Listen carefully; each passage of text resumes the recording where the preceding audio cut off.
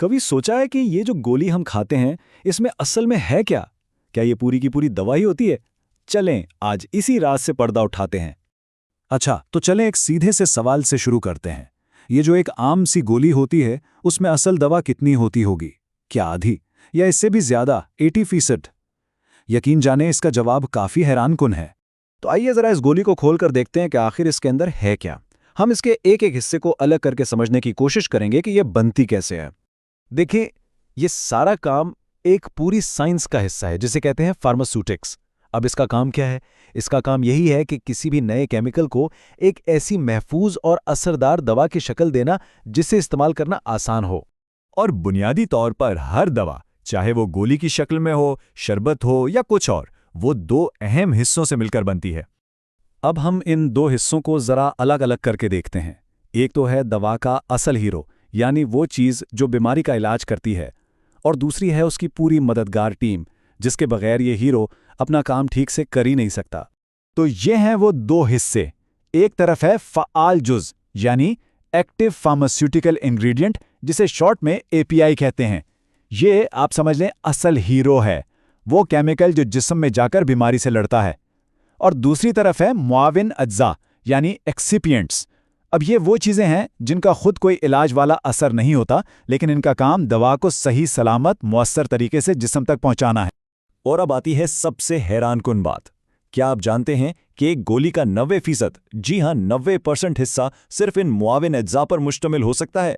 इसका मतलब ये हुआ कि जिस चीज़ को हम दवा समझकर खा रहे होते हैं, उसमें असल दवा यानी फ़आल जुज़ सिर्फ 10% या शायद उससे भी कम हो। तो सवाल ये उठता है कि भाई अगर ये अज्जा खुद इलाज नहीं करते, तो दवा में इनकी इतनी बड़ी मिकदार डाली ही क्यों जाती है? दरअसल ये खामोश मददगार बहुत से ऐसे अहम काम करते हैं जिनके बगैर दवा शायद बेअसर ही रहे। चलें एक गोली बनने के सफ़र को देखते हैं। अक्सर दवा की जो असल मिकदार होती है ना, वो इतनी छोटी होती है कि उसे संभालना ही मुश्किल हो जाए। तो सबसे पहले उसमें डाले जाते हैं डाइलुएंट्स, जो बस इसका हुजूम बढ़ा देते हैं। फिर आते हैं बाइंडर्स, ये समझे गोंद की तरह काम करते हैं, जो इस सारे पाउडर को जोड़कर एक ठोस गोली की शक्ल देते हैं। और आखिर में सबसे अहम डिसइंटीग्रेंट्स, इनका काम ये यकीनी बनाना है कि गोली पेट में पहुंचते ही फौरन घुल जाए, ताकि दवा अपना काम शुरू कर सके। और बात यहीं खत्म नहीं होती। दवा को खराब होने से बचाने के लिए स्टेबिलाइजर्स होते हैं। ल्यूब्रिकेंट्स गोलियों को फैक्ट्री की मशीनों से चिपकने नहीं देते। शरबत जैसी दवाओं में वेहिकल यानी पानी या कोई और माया उसे बुनियाद फराहम करता है। और सर्फेक्टेंट्स तो कमाल ही करते हैं, ये उन चीज़ों को भी मिला देते हैं जो आम तौर पर नहीं मिलती, जैसे तेल और पानी। अच्छा, ये तो हो गई गोली की कहानी। लेकिन कभी सोचा है कि दवाएं सिर्फ गोलियों की शक्ल में ही क्यों नहीं होती? ये शरबत, क्रीमें और इंजेक्शन वगैरह क्यों होते हैं? इसकी भी एक बहुत खास वजह है। अगर हम दवाओं की दुनिया को देखें तो इन्हें मोटे तौर पर 3 खानदानों में बांटा जा सकता है। एक है ठोस शक्लें, जैसे हमारी जानी पहचानी गोलियां और कैप्सूल। फिर आती हैं माया शक्लें, जैसे शरबत और सस्पेंशंस। और आखिर में है नीम ठोस, जैसे मरहम और क्रीमें जो हम जिल्द पर लगाते हैं। और इस सब के पीछे बुनियादी असूल सिर्फ एक है। दवा की शक्ल का इंतखाब इसलिए किया जाता है ताकि दवा के बिल्कुल सही मिकदार जिस्म के बिल्कुल सही हिस्से तक सही तरीके से पहुंचाई जा सके। तो चलें अब कुछ आम शक्लों को जरा करीब से देखते हैं और समझते हैं कि उनका खास मकसद क्या होता है। मिसाल के तौर पर सिरप और इलेक्सर को ले लें। दोनों पीने वाली दवाएं हैं, लेकिन इनमें फ़र्क है। सिरप चीनी का एक गाढ़ा मीठा महलूल होता है, इसलिए अक्सर बच्चों की दवाएं सिरप की शक्ल में होती हैं ताकि वो आसानी से पी लें। दूसरी तरफ एलेक्सर एक पतला महलूल होता है, जिसमें पानी के साथ थोड़ा अल्कोहल भी होता है। ये अल्कोहल कुछ ऐसी दवाओं को हल करने में मदद देता है जो सिर्फ पानी में हल नहीं हो सकती। अच्छा, ये लाइन तो सबने ही पढ़ी होगी दवा की बोतलों पर, इस्तेमाल से पहले हिलाएं। तो ऐसा क्यों लिखा होता है?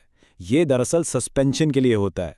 सस्पेंशन में दवा के छोटे छोटे ज़र्रात माया में हल नहीं होते, बल्कि बस तैर रहे होते हैं। तो जब हम बोतल हिलाते हैं तो वो ज़र्रात पूरे माया में एक जैसे फैल जाते हैं। इस तरह हर चम्मच में दवा की सही मिकदार आती है। और तो और, ये जो आम सी दिखने वाली गोलियां हैं ना, इनमें भी बड़ी ज़बरदस्त टेक्नोलॉजी इस्तेमाल होती है। आम गोलियां तो सीधा मैदे में जाके हल हो जाती हैं, लेकिन कुछ होती हैं एंटेरिक कोटेड गोलियां, जिन पर एक ख़ास तय चढ़ी होती है। ये तय उन्हें मैदे के तेज़ाब से बचाती है और गोली सीधा आंतों में जाकर खुलती है। और फिर होती हैं सबलिंगुअल गोलियां, जो ज़बान के नीचे रखी जाती हैं ताकि दवा फ़ौरन खून में शामिल हो जाए। और ये कहानी सिर्फ गोलियों तक महदूद नहीं, क्रीमें जिल्द के मसाइल के लिए होती हैं, इनहेलर सीधा फेफड़ों तक दवा पहुंचाते हैं और इंजेक्शन दवा को बराह रास्त खून के धारे में दाखिल करने के लिए होते हैं।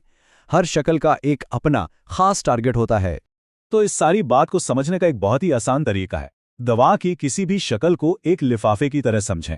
बिल्कुल वैसे ही जैसे खत यानी हमारी दवा को अपनी मंजिल तक पहुंचने के लिए एक लिफाफे की ज़रूरत होती है, इसी तरह असल दवा को भी जिस्म के सही हिस्से तक महफूज तरीके से और असरदार अंदाज में पहुंचने के लिए एक ख़ास शक्ल यानी डोसेज फॉर्म की ज़रूरत होती है।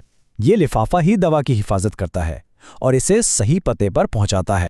तो अब अगली बार जब कोई दवा हाथ में आए, चाहे वो गोली हो, शरबत हो या कोई क्रीम, तो एक लम्हे के लिए ज़रूर सोचिएगा कि आखिर इसे इसी ख़ास शक्ल में क्यों बनाया गया, क्योंकि अब ये बात वाज़ेह है कि इस शक्ल के पीछे एक पूरी साइंस, एक पूरा मकसद छुपा हुआ है।